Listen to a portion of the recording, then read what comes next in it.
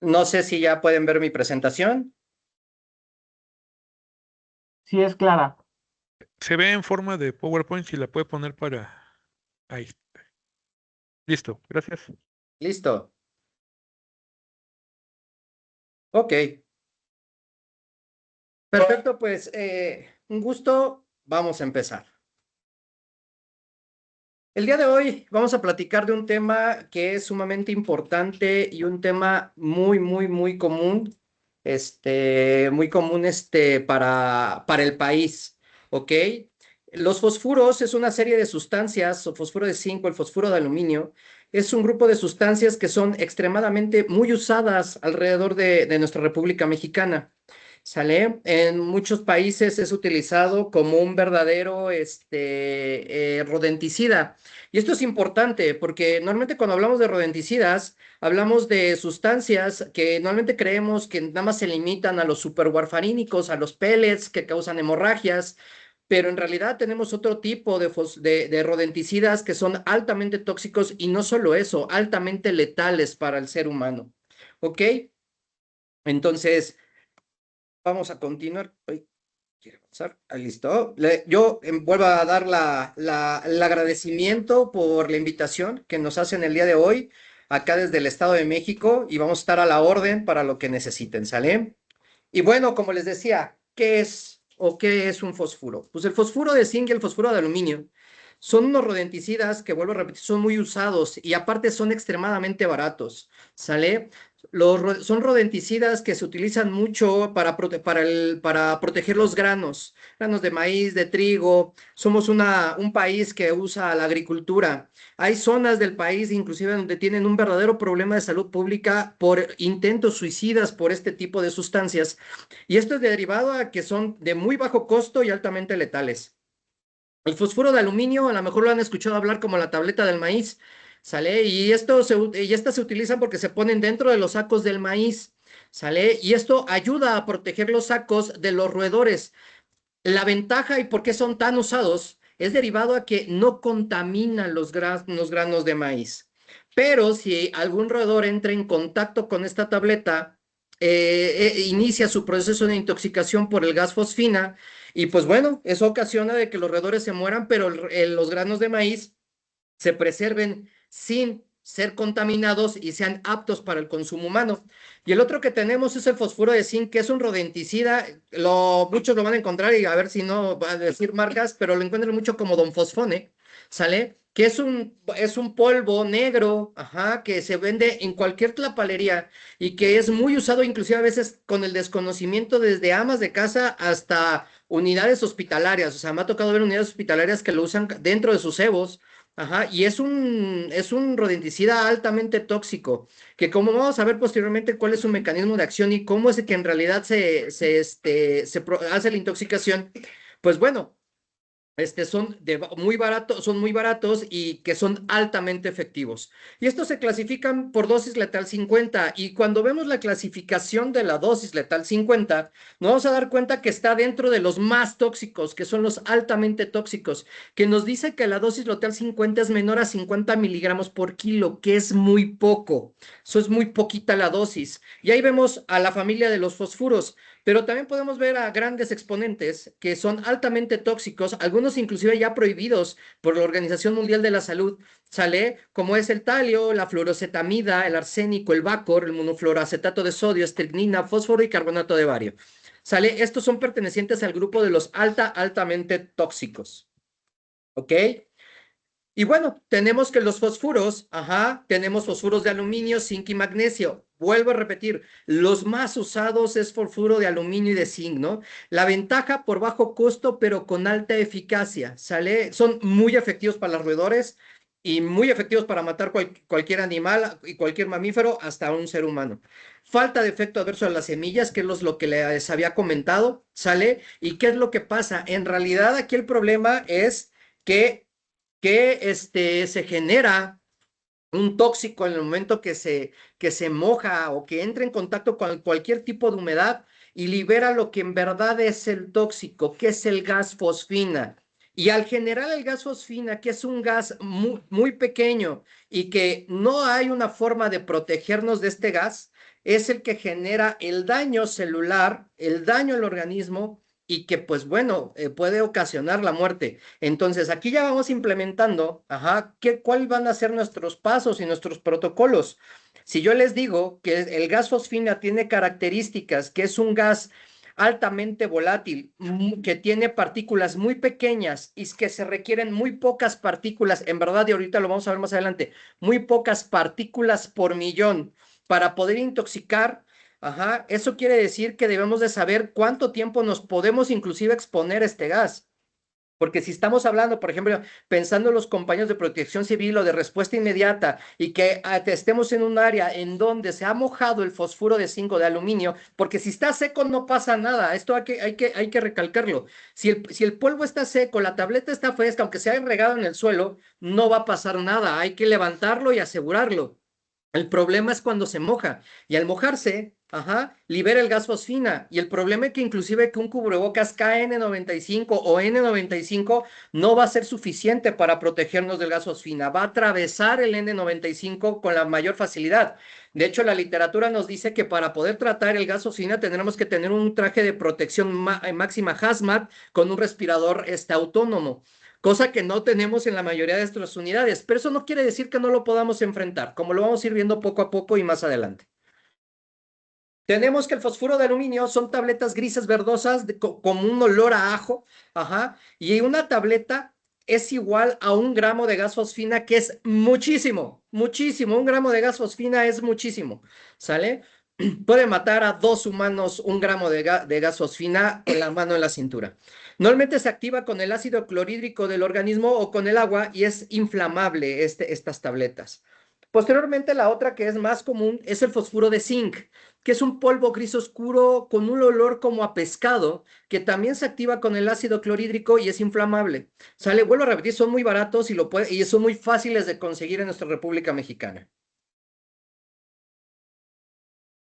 ¿Cuáles son normalmente, ajá, las rutas de exposición? Pues la más común es la vía gastrointestinal, ¿sale? Es como aquí en el centro toxicológico, la mayoría de los casos que vemos son intentos suicidas, rara vez vemos accidentes o que sea parte de la estadística, ¿sale? Pero la más gran mayoría son intoxicaciones por vía oral. Aún así, en la literatura está descrito que ha habido intoxicaciones por el manejo o tratamiento de estos pacientes, de médicos y enfermeras al estar manejando estos pacientes y el desconocer la dinámica del gas, o inclusive cuando están trabajando con estos productos y por error lo mojan, pues bueno, hay que hacer ciertas medidas para desalojar el área y poder entrar a tratar y quitar estos productos para que se pueda controlar la situación.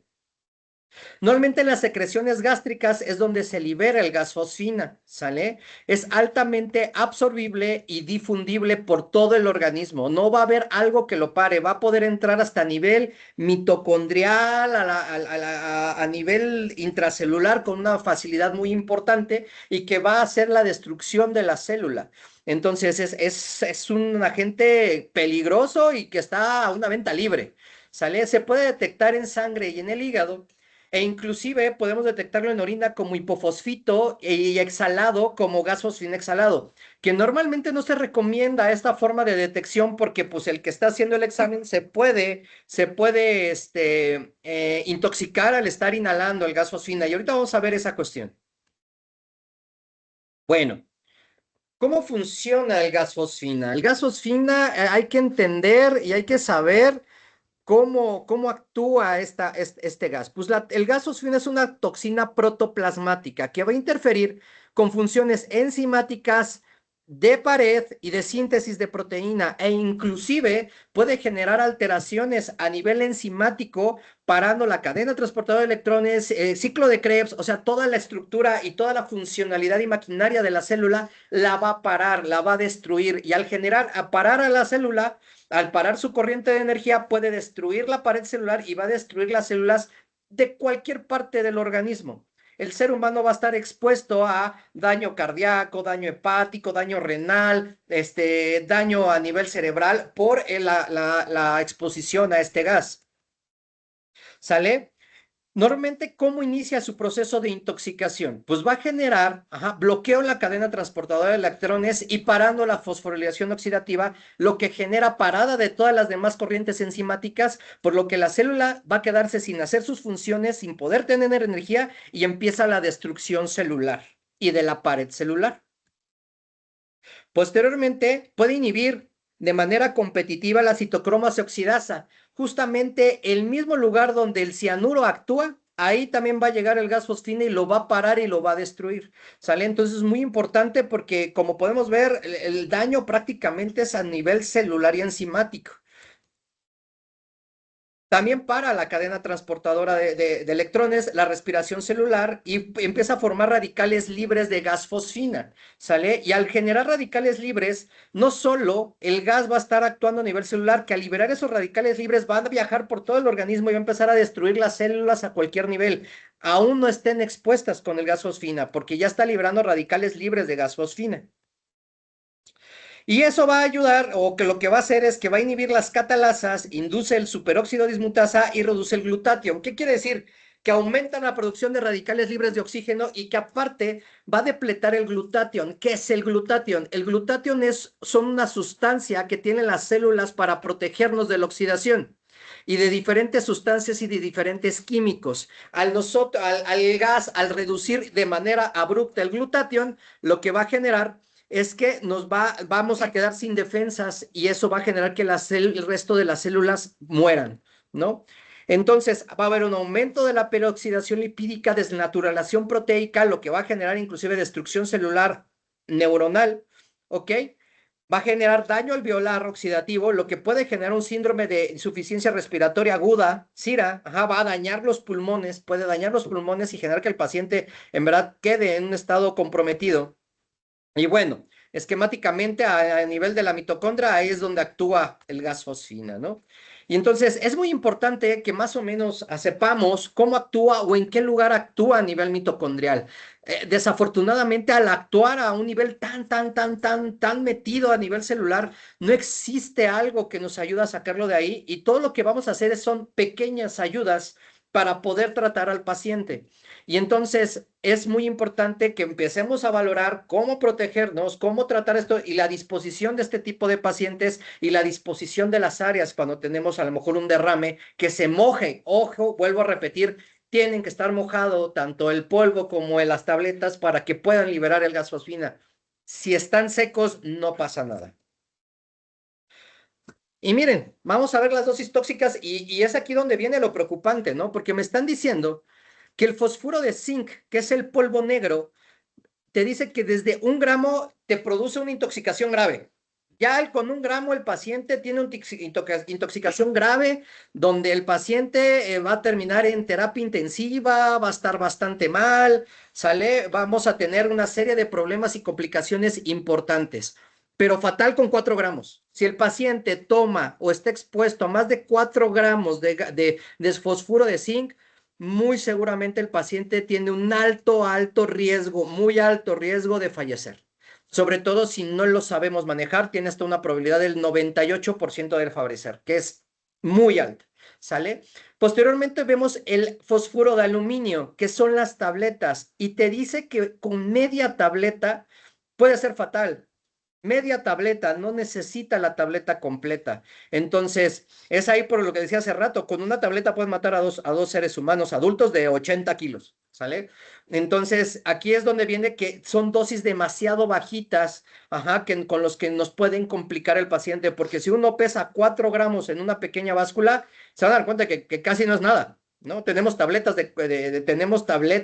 o tenemos presentación de algunas cosas que son 4 gramos, entonces hay que tener precaución con esto. Y es aquí donde viene la situación del gas fosfino inhalado. Te dice aquí que si uno está expuesto a 0.3 partículas por millón durante 10 horas en 3, 4 días seguidos, puedes empezar con síntomas. Pero que si estás expuesto a una partícula por millón durante 15 minutos continuos, te vas a intoxicar. Y es aquí donde a lo mejor nosotros, a lo mejor algunos tenemos una idea, otros no, de cuánto es qué es una partícula por millón, la cantidad de sustancia que está en el medio ambiente. Una partícula por millón es mucho o poquito, es poquito. Vámonos con un cigarro.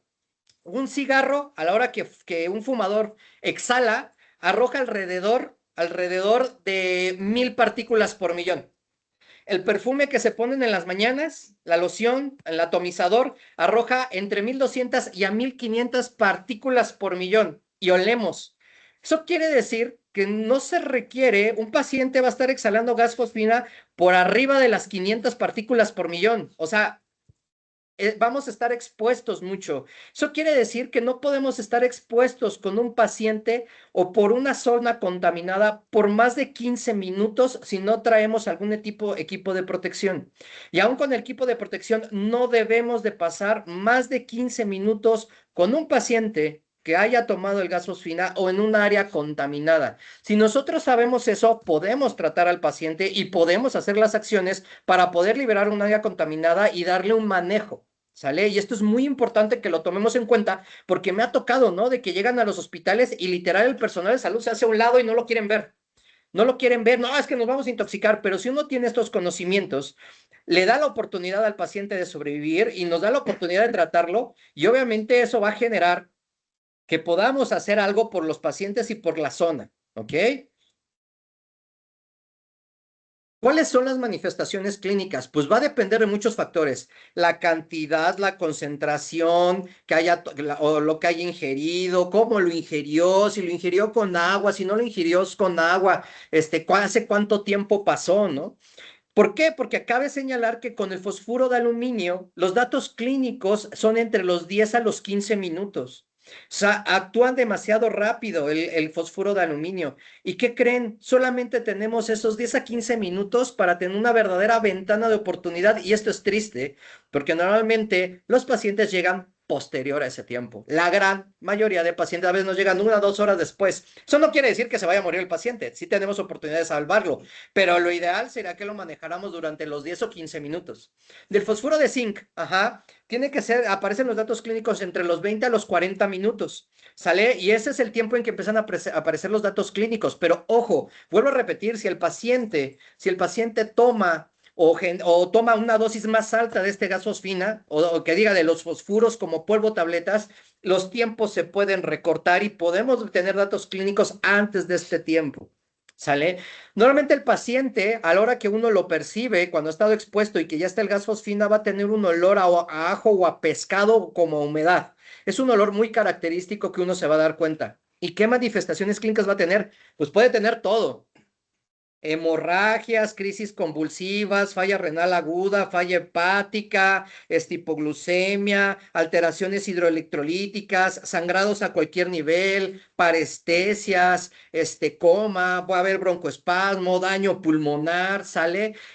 Arritmias cardíacas, hepatitis, gastroenteritis, puede haber destrucción muscular, rabdomiolisis. Entonces, como es un gas que va a actuar de todos lados, puede darte cualquier dato de daño, falla orgánica múltiple, ¿sale? Y es una evolución que es rápida, o sea, de hecho, las alteraciones de glucosa y hidroelectrolítica son de las primeras, o sea, empiezan a ser hipoglucemias extremadamente importantes y sostenidas que son de difícil tratamiento. Alteraciones hidroelectrolíticas, se va a una acidosis metabólica importante, ¿sale? El cuerpo empieza a fallar a cualquier nivel. Entonces, es muy importante que tomemos esto en cuenta con la presencia de pacientes, porque son pacientes que hay que disponerlos rápidamente a una terapia intensiva o la interconsulta con el área de toxicología clínica. Aquí vemos, pues, diagnósticos, la historia clínica, ¿no? O sea, es muy evidente, el paciente te dice, o los familiares, o los trabajadores, es que estuve expuesto a este químico, a esta sustancia, y haces una historia clínica rápida, ¿no? Podemos sacar todos los estudios que quieran, podemos sacar electrocardiograma, glucosa capilar, química sanguínea, electrolitos séricos, gasometría, obviamente pensando en lo que vamos a encontrar para irlo corrigiendo, ¿sale? Van a haber alteraciones renales, en las pruebas de funcionamiento renal también, o sea, podemos sacar muchísimas cosas, inclusive en el electrocardiograma te dice que dentro de las primeras 6 a 12 horas podemos encontrar alteraciones del segmento ST, onda T, y vamos a encontrar arritmias. Además que taquicardias sinusales y todas, como ven en la diapositiva, todas las alteraciones hidroelectrolíticas. Pueden también sacar una tele de tórax para poder vigilar cómo va ese pulmón, porque un pulmón es uno de los órganos de choque. ¿Sale? En el análisis del gas fosfina no es recomendable. No es recomendable. Lo que sí podemos hacer Es la prueba del nitrato de plata. El nitrato de plata, a la hora que lo ponemos en contenido gástrico, sale y le echamos el nitrato de plata, se va a tornar de un color púrpura, azulado. Eso me da la prueba positiva de que el paciente lo ingirió. Pero vamos, ya con la pura historia clínica, la presentación y los antecedentes del químico, normalmente con eso nosotros ya podemos hacer el diagnóstico. ¿Y qué se le hace al paciente? ¿Qué se le hace al paciente? Pues bueno, primero hay que estabilizarlo, el CBA, ABC, como le quieran decir, pero aquí hay algo muy importante. Todo personal de salud o personal de protección civil o de primeros auxilios que vayan a llegar a atender al primer lugar al paciente, sí, sí, aunque no funcione tanto, pero sí o sí deben de ponerse un cubrebocas, unos guantes para poderlo atender, más si el paciente lo ingirió, si le cayó encima el polvo seco y todo eso. No pasa nada, o sea, lo pueden transportar mientras no se moje, lo pueden transportar y después hacer una descontaminación. ¿Sale? Y una descontaminación en un lugar abierto, donde si es necesario mojar al paciente, lo mojen, pero que sea un lugar abierto para que no se concentre el gas fosfina y se libera al medio ambiente. ¿Sale? Si el paciente lo ingirió o está mojado, sí o sí, no, las intervenciones del personal médico deben de ser no más de 15 minutos. No más de 15 minutos. Igual las intervenciones de protección civil o de los primeros respondientes no deben de ser por más de 15 minutos. Y es algo muy importante que debemos tocar para que no nos tengamos o que empiecen los compañeros con algún tipo o datos de intoxicación por el gas fosfina.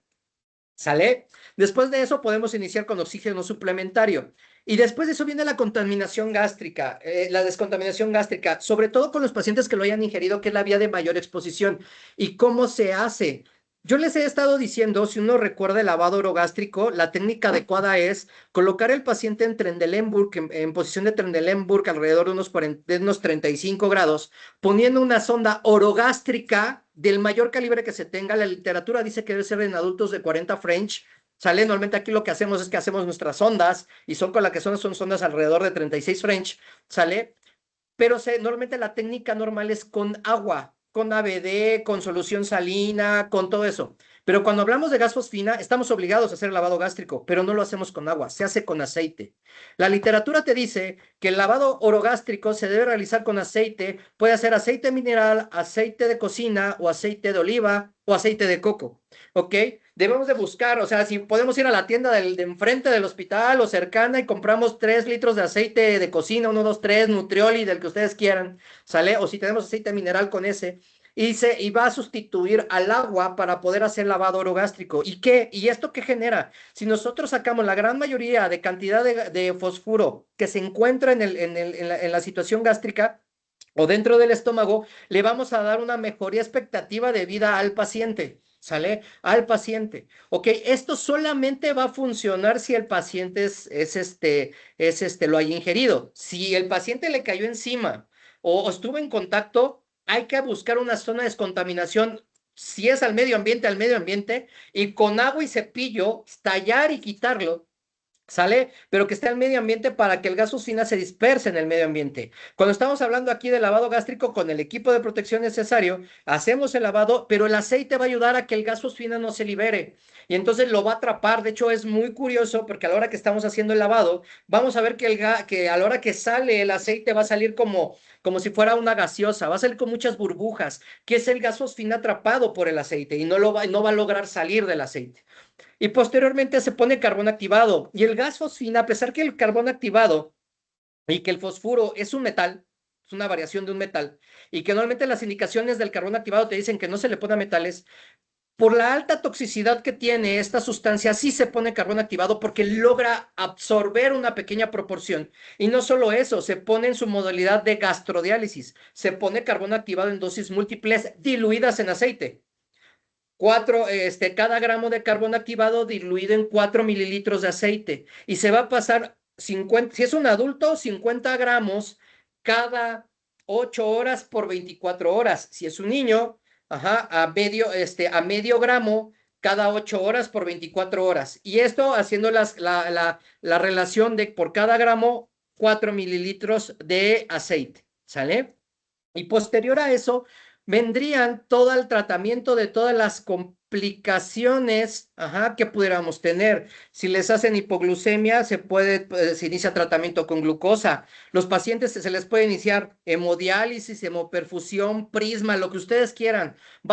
El chiste es tratar de sacar un poco de ese fosfuro para poder ayudar al paciente. Como es una toxina multicompartimental, los métodos normales de aumentar la eliminación, como es la hemodiálisis, hemoperfusión, prisma, gastrodiálisis, no van a sacar una gran cantidad, pero esa pequeña cantidad que saquen va a lograr que el paciente tenga una mejoría sustancial. Entonces, a pesar de que inclusive, porque luego se entra es cuando se presentan estos pacientes, es la duda del nefrólogo, oye, ¿por qué lo quieres meter si no te va a ayudar a sacar? Pero lo poquito que saque me va a ayudar a estabilizar al paciente. Aparte que no solo eso, que va a haber una alteración en los azuados, alteración hidroelectrolíticas que hay que corregir. Entonces, sí se le debe de meter. Y de ahí todo lo que tengan, si empezó con crisis convulsivas, benzodiazepinas, si empezó con acidosis metabólica, hay que iniciar bicarbonato. O sea, tenemos que ir viendo qué va presentando el paciente. Oye, Doc, y por ejemplo, este paciente, ¿dónde lo pongo? Tengo mi área de urgencias y desafortunadamente el área de urgencias en las áreas de urgencia de nuestro país, uno, están abarrotadas y dos, no tenemos un aislado con extracción de aire médico. Normalmente eso lo tienen más y a veces los hospitales privados, pero por ejemplo en el ISSSTE no hay una área o mínimo, yo no conocí un hospital que la tenga, ¿sale? Y podemos irnos a ir al IMSS, al IMSS Bienestar, a la Secretaría de Salud y no lo van a tener. ¿Qué se hace con estos pacientes? Tratarlos de ponerlos en un lugar aislado que tenga ventilación. ¿Para qué? Para que el gas fosfina se pueda liberar. Se vuelve un problema porque también luego las áreas de urgencias, pues resulta que están en el sótano o no hay ventanas o las ventanas no son ventanas que estén abiertas, que se puedan abrir. Entonces, sí, la disposición de este tipo de pacientes debe de ser en un lugar que tenga mínimo el paso de aire para que el gas fosfina no se quede concentrado en el área y no vaya a intoxicar al personal de salud que vamos a estar tratando. Cuando hablamos de los primeros respondientes es lo mismo, igual si vas y quitas al paciente del área del accidente y todo, pues ya es rápido, pero los que van a hacer el área de descontaminación, lo ideal es que no duren más de 15 minutos haciendo esa área de descontaminación. ¿Sale? Entonces, como podemos ver, este tipo de sustancia, este químico es un químico, uno, muy barato, muy efectivo para lo que se usa, altamente tóxico, puede llegar a ser letal para el paciente o los expuestos y no tiene un antídoto o antagonista específico que nos ayude a tratarlo. Son pacientes que se ponen extremadamente graves. ¿Sale? Alguna vez, por ejemplo, me hablaron de Zacatecas al centro toxicológico y nos pidieron ayuda de un paciente que se había tomado 7 gramos de fosfuro de zinc. Lo primero que les dije, no le van a hacer lavado gástrico con agua. Desafortunadamente, cuando me hablaron y me regresaron la llamada, ya se lo habían empezado a hacer con agua. Eso generó que todo el gas fosfina se activara y el paciente murió en 15 minutos. Entonces, es muy importante y por eso es tan importante este tipo de pláticas, para que nosotros demos a conocer, el toxicólogo y los especialistas, demos la información a todo el personal y todos ellos sepan cómo se puede manejar esta sustancia que es altamente tóxica, que nos vamos a enfrentar con ella en hospitales, en algunas zonas, y que si ustedes pueden ir a cualquier casa de cualquier mexicano, muy probablemente lo pueden tener y que inclusive se llega a utilizar dentro de empresas o dentro de hospitales para tratar a los roedores y que es altamente tóxica. ¿Sale? Pues bueno, eso sería todo por mi parte. Pongo a disposición los teléfonos y el grupo del Centro Toxicológico del Hospital Toluca, el Centro Toxicológico, pues está disponible las 24 horas del día, los 365 días del año, ¿sale? Y pues bueno, no sé si tengan alguna duda o alguna pregunta.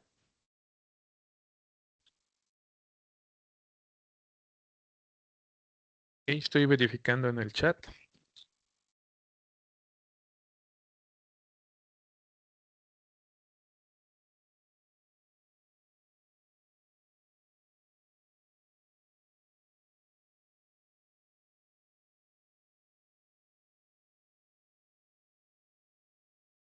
Pero no, Ricardo. Sí, hay una, dice la ¿Sí? presentación comercial, ¿cuáles pueden ser? Nos pregunta Ramón Mercedes Ramírez Estrada.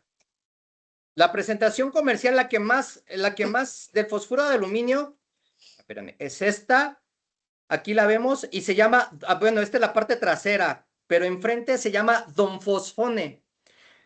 Don Fosfone, así lo llegan a encontrar en las tlapalerías. Y vienen así en un tubo grisáceo y viene como fosfuro de aluminio.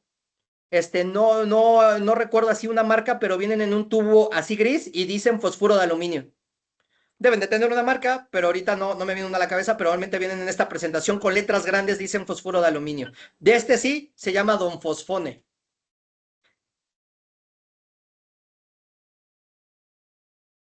Y normalmente siempre vienen referidos que es fosfuro de zinc y fosfuro de aluminio. Sí, sí, vienen en la etiqueta. A menos de que sea de esos productos chafitas que no lo mencionan, que también es un problema que tenemos en la República Mexicana, productos con mala etiqueta, ¿sale?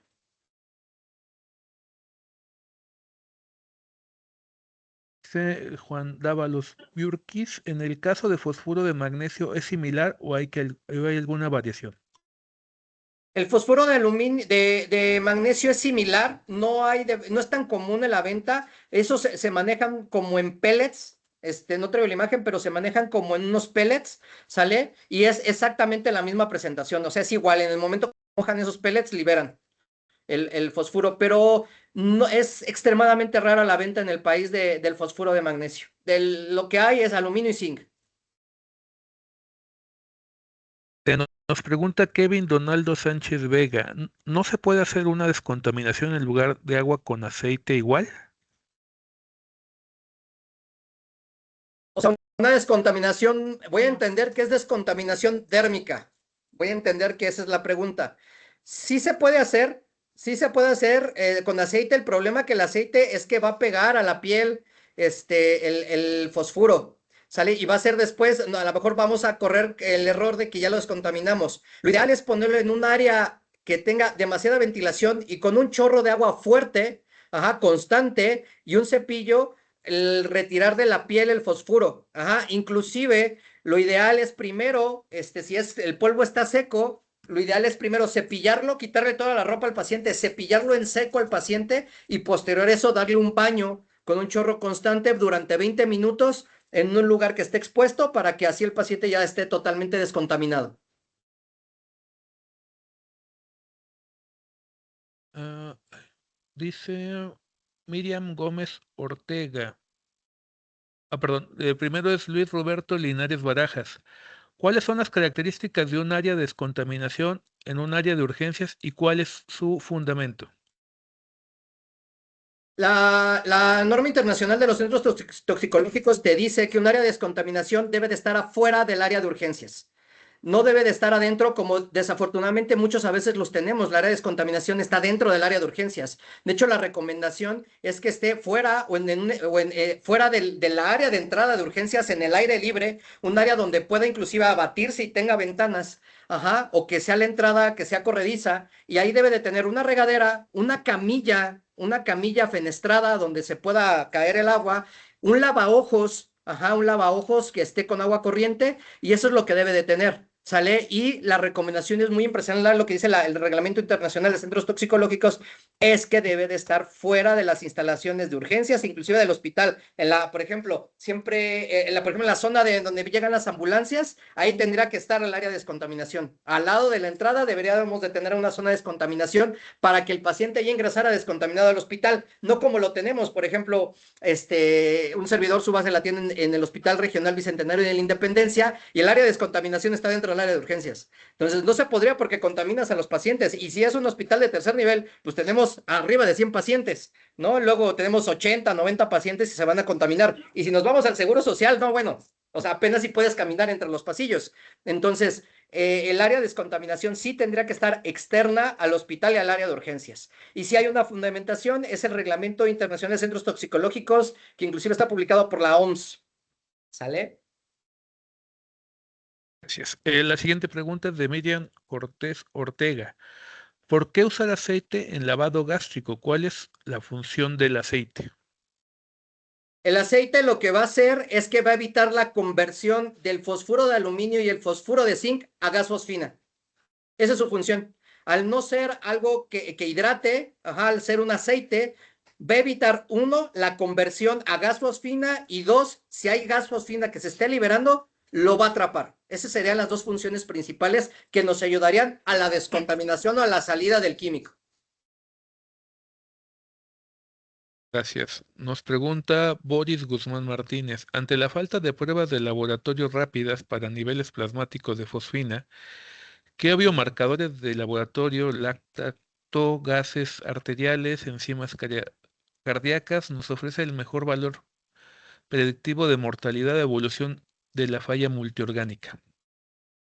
Ok, no existen, desafortunadamente no existen niveles séricos del gas fosfina, solamente hay la presencia en estómago que se puede detectar, en de estómago, en orina en ocasiones, y eso con el nitrato, con el químico que les había dicho, y la determinación del gas fosfina, que vuelvo a repetir, no es recomendable, del nitrato de plata, en contenido de aliento o inclusive en la orina puede llegar a funcionar, pero es en secreciones. Ahora, no se puede generalizar porque cada paciente puede presentar algún tipo de complicación más que otro.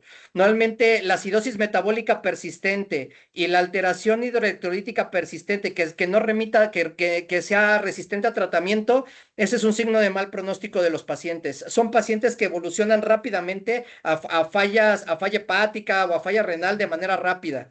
¿Sale? O sea, si en un periodo corto de tiempo tus laboratorios se empiezan a ir, si empiezan con acidosis metabólica persistente y alteraciones hidroelectrolíticas que a pesar de tratamiento no mejoran, eso te habla que el paciente está teniendo la gravedad. E inclusive otro dato es que el paciente empieza a sangrar. ¿Sale? Y si está sangrando ya muy difícilmente el paciente va a tener una recuperación. O sea, son muchísimos laboratorios, no hay un dato que yo pudiera decir, si la acidosis es persistente con esto y esto y esto, ya el paciente se va a morir. No, es que son pacientes que se pueden morir rápido, más si no hacemos una descontaminación adecuada. Entonces, si tuviera que a lo mejor escoger, o que te dice la literatura, sería la acidosis metabólica y las alteraciones hidroelectrolíticas que no remitan al tratamiento. Gracias. Roberto Antonio Ferrer Acevedo. Para envenenamientos, la factibilidad siempre es usar un agente quelante.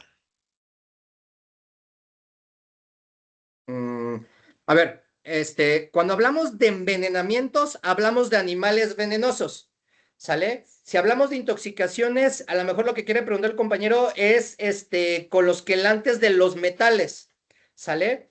Sí, para tratamiento de metales tenemos los quelantes, pero este tipo es un fosfuro, orgánico que le viene así en la clasificación.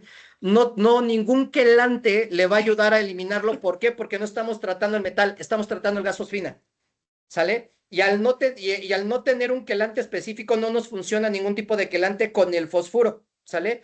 Porque al final de cuentas, la toxina es el gas fosfina y es un gas, ya no es un metal, es un gas. Entonces, no existe ningún quelante que nos ayude en esta intoxicación. Muchas gracias. Dice Esmeralda Huerta Lechuga, desde su experiencia, ¿qué avances o tratamientos emergentes considera más prometedores para el manejo de la intoxicación por fosfuro de aluminio en la atención prehospitalaria, particularmente en el contexto de Toluca y sus comunidades rurales donde los tiempos de traslado hacia unidades hospitalarias pueden ser prolongados y representan un factor determinante en el pronóstico de los pacientes? Si a mí me lo preguntan y es algo que sería fantástico hacerlo con todos los compañeros paramédicos o médicos de primeros respondientes, sí, es un tema, ¿no? Por ejemplo, Tejupilco tiene un gran problema, tiene un alto índice de suicidios con este tipo de sustancias.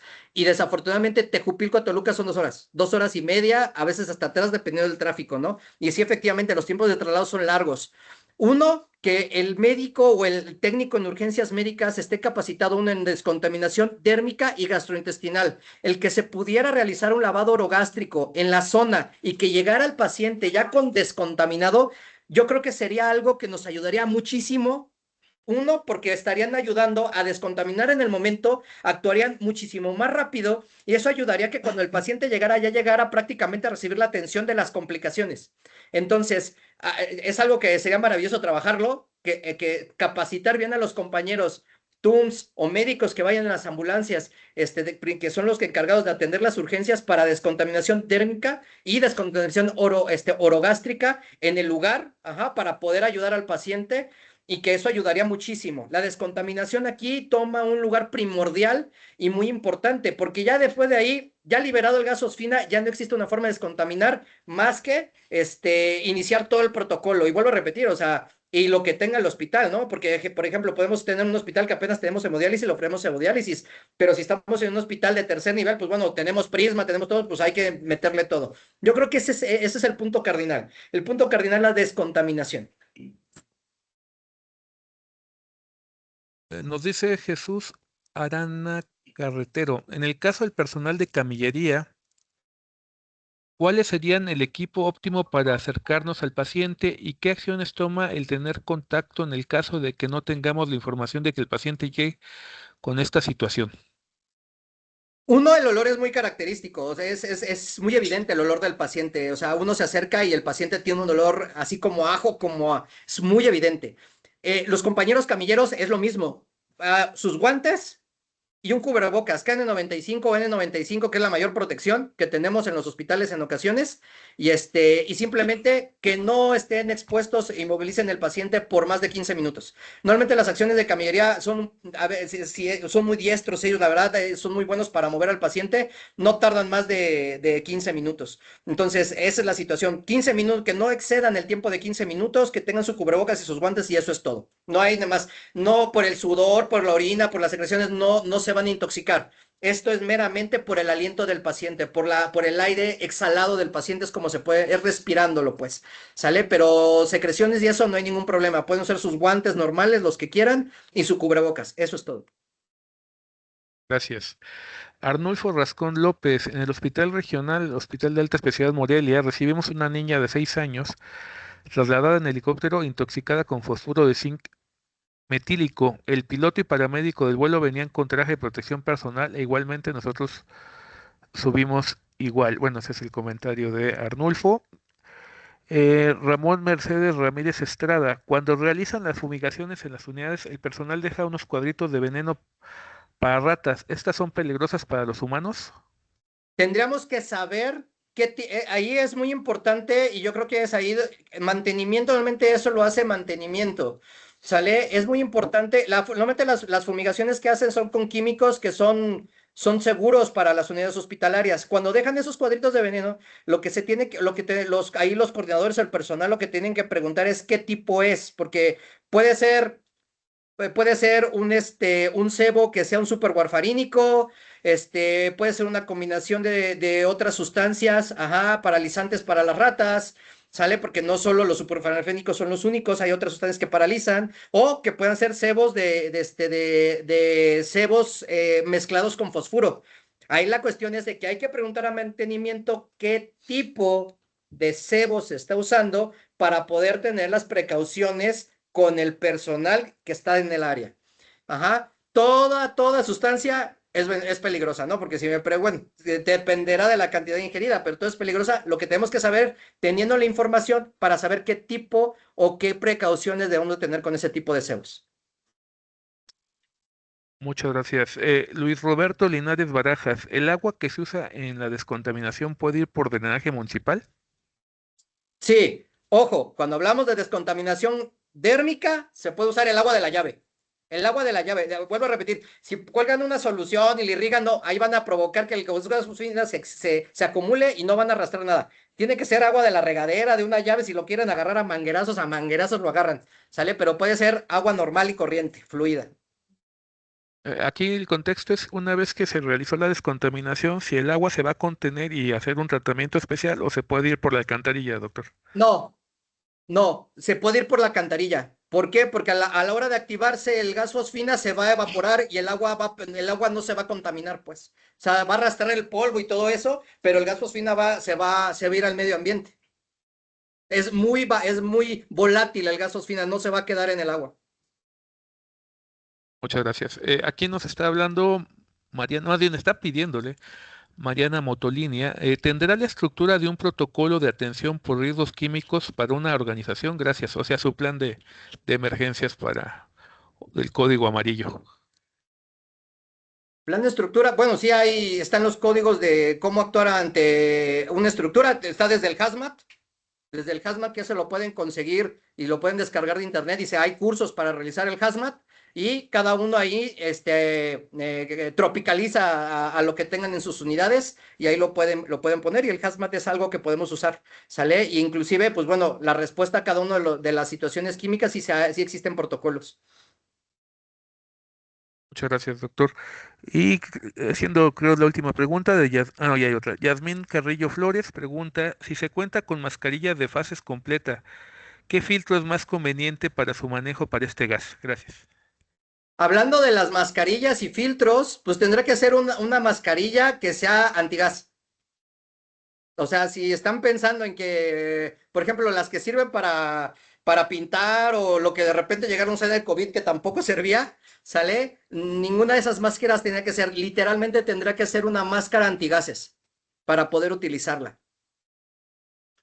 Aquí he visto que se le ponen diferentes cartuchos a las máquinas, a las máscaras. Por eso yo creo viene la pregunta si es un Ajá, no, cartucho. pero tendrá que, sí, se le ponen diferentes cartuchos según a la exposición y tipo de partícula y químico que van a estar expuestos. Pero aquí literal tendrá que ser una máscara antigases, que esa sí pararía la partícula del gas fosfina, pero de los cartuchos que venden, ajá, van deteniendo cierto tamaño de partículas. El tamaño de la partícula del gas fosfina es muy pequeño y volátil, o sea, lo va a pasar.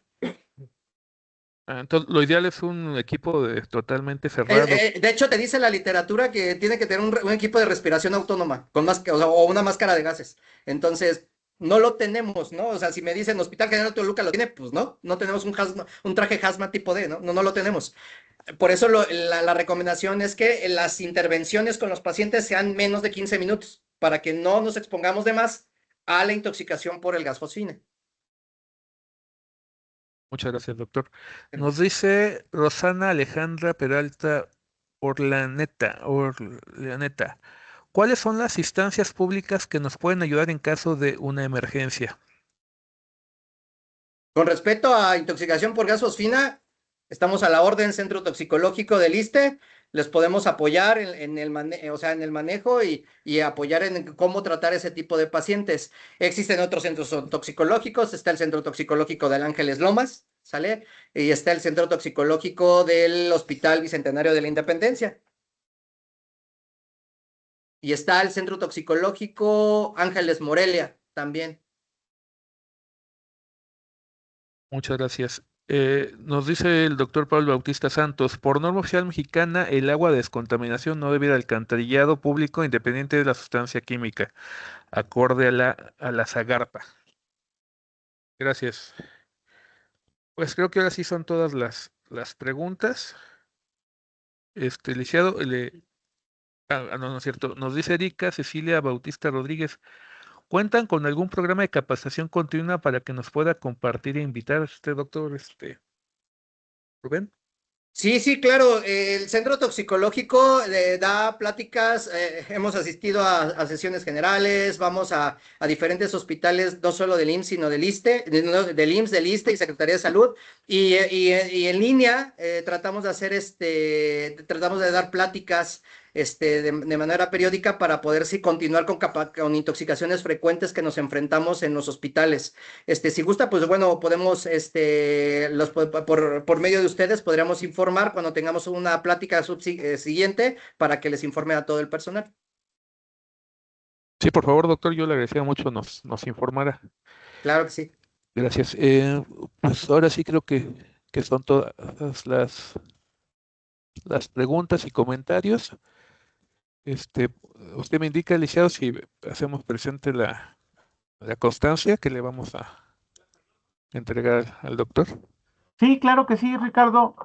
Pues antes que nada, nuevamente, doctor Rubén, pues le agradecemos el apoyo que usted nos brinda pues para aprender estos tipos de atención en cuanto se presenten a cada una de las unidades. Es muy importante al menos tener ya la iniciativa, pero sobre todo tener ya el procedimiento adecuado para que nosotros también no nos pongamos en riesgos o para quien los vaya a atender, pues no tenga tampoco ningún tipo de riesgos que pueda complicar esta situación de canalización. Pues bien, pues también quiero, por parte de la Jefatura de Servicios de Seguridad y Protección Civil, pues quiero otorgarle este reconocimiento por su participación y sobre todo por esta gran experiencia que nos comparte. en esta materia de químicos. Le agradezco mucho, le hacemos llegar este reconocimiento, doctor, y enhorabuena, pues muchas gracias a todos los participantes que tienen esa convicción de aprender, pero sobre todo de estar preparados para, pues resguardarnos, cuidarnos, pero sobre todo atender a toda la persona que pudiera generar algún incidente por este tipo de químicos. Muchas gracias, doctor. Enhorabuena. Muchísimas gracias, un placer y estamos a la orden para lo que necesiten. Por favor, doctor, Gracias. ¿puede prender su cámara? Y es más, hay una mano levantada. Adelante, los que tengan manos levantadas, está abierto los micrófonos.